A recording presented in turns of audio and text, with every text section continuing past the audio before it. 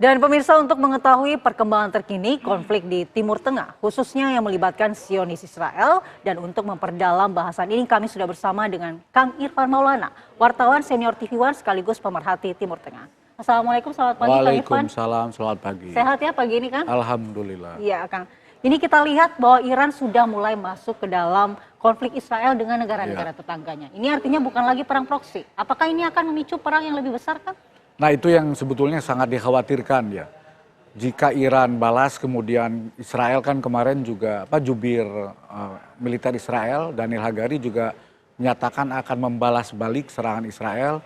Kemudian juga Perdana Menteri Israel Netanyahu juga menyampaikan pidato, bahkan dia memprovokasi rakyat Iran, oposisi Iran untuk melakukan aksi menggulingkan pemerintahan rezim atau pemerintahan Iran, dan dia juga menjanjikan hubungan persahabatan Israel dengan rakyat Iran jika berhasil menggulingkan pemerintah Iran saat ini. Jadi kelihatannya situasinya panas. Namun demikian Presiden Iran Pezeshkian menyampaikan pandangan bahwa yang dilakukan Iran ini adalah sebagai pembalasan, hak Iran untuk melakukan balasan atas manuver Israel beberapa waktu terakhir ini, termasuk pembunuhan Ismail Haniyeh dan terakhir pembunuhan Hasan Nasrallah.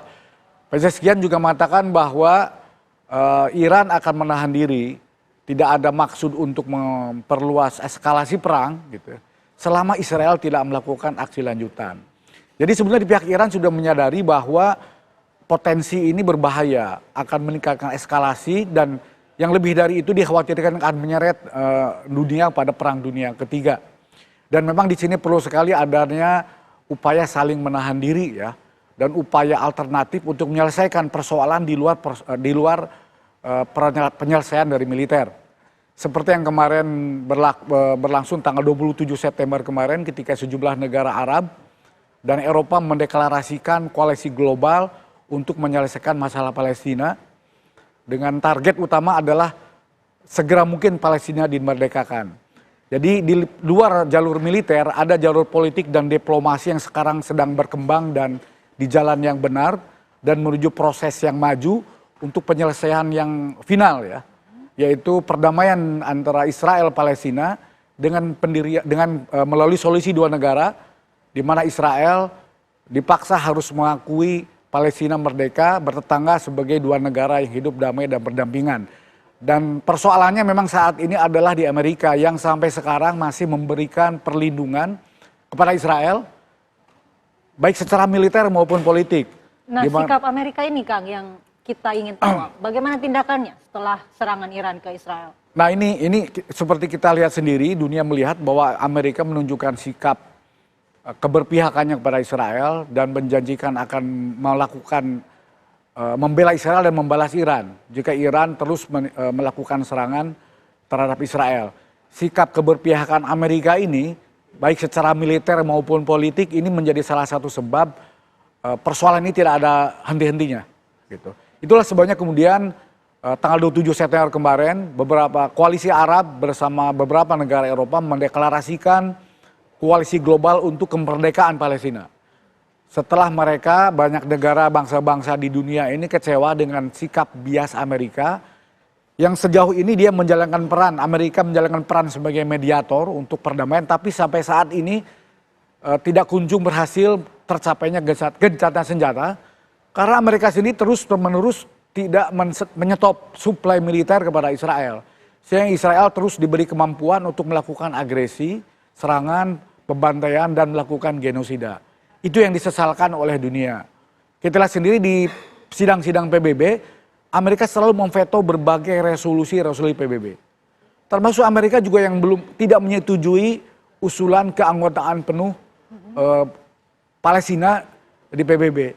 Walaupun saat ini sudah lebih dari 150 ya, sudah 3/4 anggota PBB dari 143 anggota PBB yang mengakui Palestina sebagai negara merdeka dan berdaulat. Lalu bagaimana sikap dengan negara-negara Arab lainnya? Kalau kita tahu Amerika pasti membela Israel. Bagaimana dengan negara-negara Arab? Nah begini, ini yang menarik ya. Negara Arab itu dalam posisi sebelum peristiwa 7 Oktober, negara-negara Arab boleh dibilang hampir menyerah sebetulnya.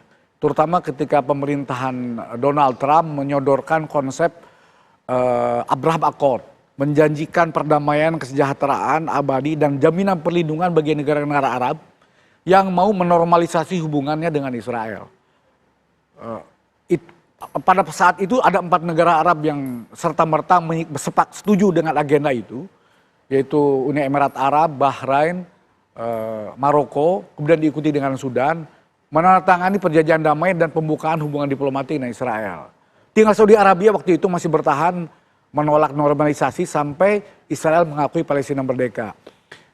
Sudah hampir menyerah, dan dalam Abraham Accord itu sama sekali tidak dibicarakan soal nasib bangsa Palestina. Sampai Presiden Mahmud Abbas waktu itu mengatakan Abraham Accord itu adalah pengkhianatan untuk bangsa Palestina dan sebuah tikaman dari belakang bagi bangsa Palestina. Tapi peristiwa 7 Oktober membalikan itu semua.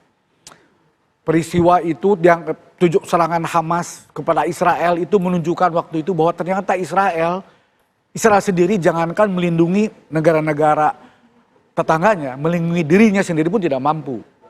Dan kemudian diikuti dengan serangan atau agresi Israel ke Gaza yang menimbulkan genosida, pembantaian warga Palestina sudah 40-an ribu ya, dan ratusan ribu orang mengungsi, membelalakan mata dunia, menyadarkan dunia bahwa bangsa Palestina itu masih ada dan bahwa Israel itu adalah agresor. Dan ini kemudian membangun kembali solidaritas dunia untuk memberikan dukungan pada Palestina. Tidak mungkin ada perdamaian di Timur Tengah dan di dunia sampai ada perlakuan adil, pengakuan yang adil kepada Palestina untuk menjadi negara yang merdeka. Inilah kemudian negara-negara Arab yang semula mulai lemah itu kemudian bangkit lagi dan muncullah blok Arab. Yang tujuannya sama adalah Palestina harus merdeka. Tapi sebenarnya apa peranan Liga Arab? Seberapa besar kekuatan peranan Liga Arab dalam mendamaikan situasi di Timur Tengah? Kita ketahui bulan ini sudah hampir setahun serangan Israel ke Palestina. Kemudian per bulan ini pula meluas ke negara-negara tetangga lainnya. Bahkan sudah sampai Iran memberikan serangan balasannya. Begini, tidak bisa kita harapkan Liga Arab mengambil langkah-langkah militeristik untuk menghadapi Israel.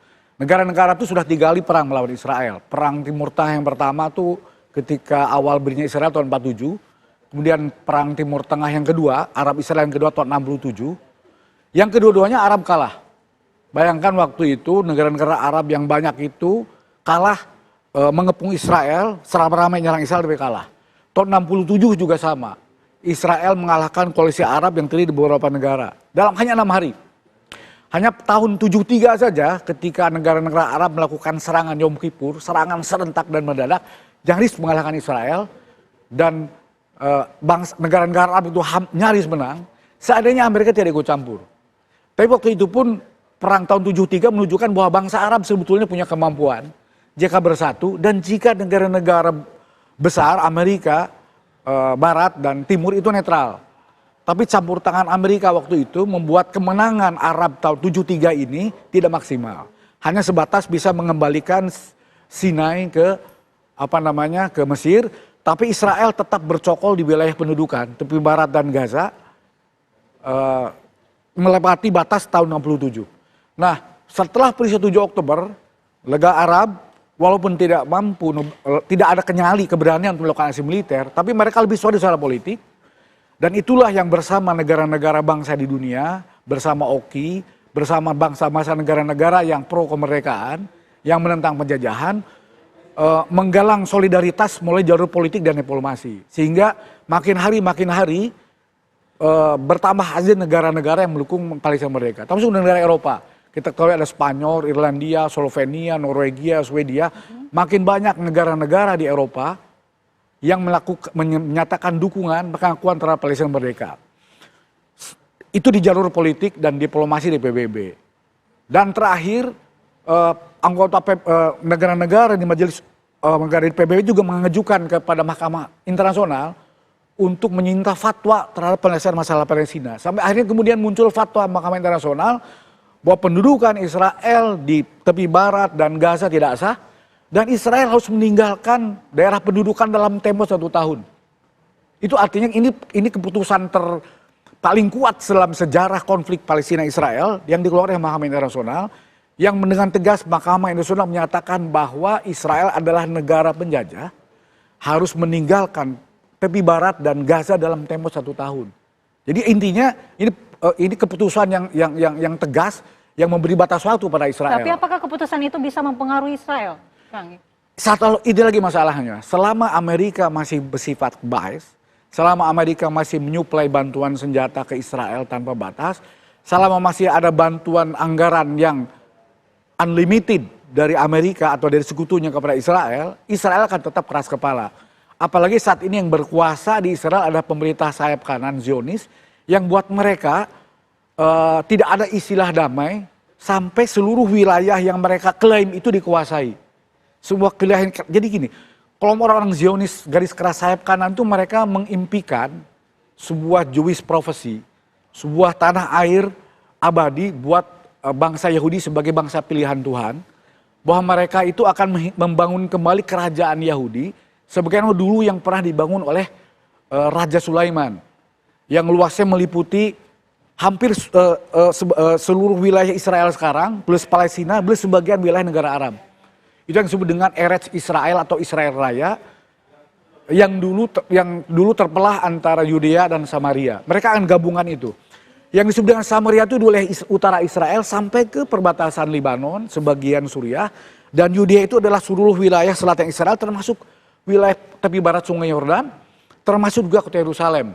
Dan mereka ingin membangun kembali apa yang disebut ibu kota abadi yaitu Yerusalem sebagai ibu kota abadi Israel, dan membangun kembali Solomon Temple atau kuil Solomon di lokasi yang sekarang menjadi kompleks Masjidil Aqsa. Itu cita-cita kaum Zionis. Ya itu kan tidak mungkin diterima. Itu pasti akan terjadi perang besar. Ya, nah kalau misalnya terjadi perang besar dan terus-menerus seperti ini, lalu apa dampaknya terhadap dunia global, khususnya Indonesia? Semua pasti akan terdampak. Indonesia memang tidak terlibat langsung karena tidak ada di kawasan yang konflik ya. Tapi dampaknya secara ekonomi, politik, terutama ekonomi ya, akan terasa karena berdampak pada supply chain. Akan berdampak pada jalur distribusi, komoditas, ekspor impor, ekonomi, perdagangan akan terganggu. Dampaknya akan menyeluruh ke seluruh dunia. Dan yang lebih berbahaya, perang dunia ketiga itu bisa berujung pada perang nuklir. Yang di dalam perang nuklir tidak ada yang pemenangnya, semua akan hancur. Ya, apakah ini yang sempat disinggung oleh Presiden terpilih Prabowo Subianto saat bertemu dengan Komisi 3 DPR? Betul, itu yang disinggung oleh Prabowo di komisi dalam paparan perpisahannya dengan DPR, kekhawatiran dunia tentang kemungkinan terjadinya perang dunia ketiga. Dan perang dunia ketiga ini akan sangat menghancurkan karena akan melibatkan negara-negara yang memiliki senjata nuklir. Kita kata Israel punya nuklir, Amerika nuklir, Rusia nuklir. Bayangkan jika kemudian Amerika di pihak Israel, kemudian Rusia, Tiongkok juga terlibat di pihak lawannya, dan negara-negara yang terlibat juga punya nuklir, itu akan menimbulkan kehancuran yang luar biasa. Baik. Jalan keluarnya adalah harus duduk di meja perundingan, perdamaian, terima solusi dua negara. Dan itu yang sekarang lagi didorong oleh koalisi global, koalisi global terdiri dari Liga Arab, OKI, negara-negara Eropa, dan negara-negara yang pro perdamaian untuk memaksa Israel menerima perdamaian, yang perdamaian, solusi dua negara berdampingan secara damai, Palestina tepi barat dan Gaza, Yerusalem bagi dua. Yerusalem Timur termasuk Al-Aqsa menjadi ibu kota Palestina merdeka, Yerusalem Barat menjadi bagian dari Israel. Itu saja. Baik. Selesai itu. Harus ada solusi perdamaian agar tidak pecah perang dunia begitu mau ya. Tidak mau. Baik, terima kasih Kang Irfan ya. Waktunya bersama kami di Kabar Pagi. Selamat pagi.